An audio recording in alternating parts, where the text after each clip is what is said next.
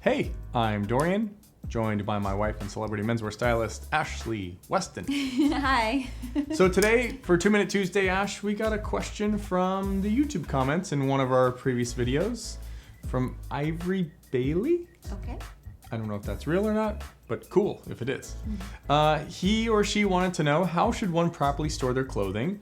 What should one hang versus what should they fold? And what are the proper hangers to use? So I thought this was a great one since, well, I'd say half of your life is designed, dedicated to hanging things, unhanging them, storing them. Yes, especially and clothing. I literally just organized all of Dorian's clothes in our closet since we just moved there, and Dorian just kind of had a huge pile on the floor and was like, help.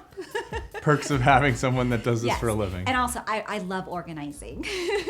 I don't.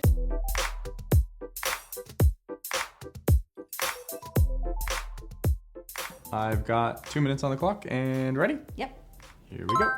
Okay, so first up, any of your jackets, whether it's a bomber jacket, a Harrington jacket, a sport coat, or a suit jacket, should always be hung on a coat or suit hanger. They're basically the same coat and suit hangers.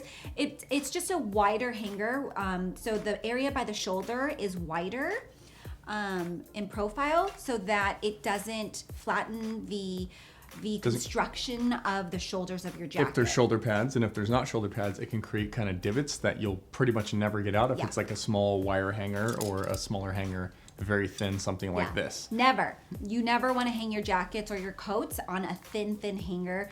It's going to destroy your jackets. So instead, use this guy. Okay. Your dress shirts, as well as your t-shirts, and I'm gonna throw one in there, your sweatshirts as well. If you have hanging space, you can hang all of those items with these awesome, I like these felt hangers because they're really thin, so you can fit a lot more on the clothing rod.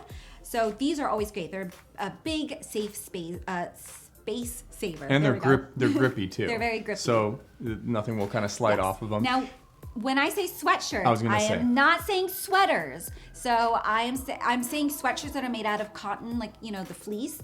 Now, your sweaters that are wool, as well as like the delicate cotton blends and cashmere. Cashmere, yeah. Yes, those should always be folded. Never hang those. You will stretch them out and completely ruin them. So any of your cardigans or your sweaters, V-neck, crew neck, do not hang. Instead, fold those items. And stack them. Do you fold them in like a drawer? Do they have to be in a bag so they don't get moth-eaten maybe? Yeah, so it just depends how often you use them. Wow, we're really going through this. Keep going. This is great. For the most part, I always like to put like a cedar piece in there, or put them in a drawer, but you want a ventilated space that is dark. Oh, pants. Okay, so if you have space in your closet, because some of us have small closets, always, if you can, hang your dress pants or your wool pants with pant hangers. So these little guys, what you want to do is fold your pants lengthwise and then fold them in half, and then you can just clip these guys on them.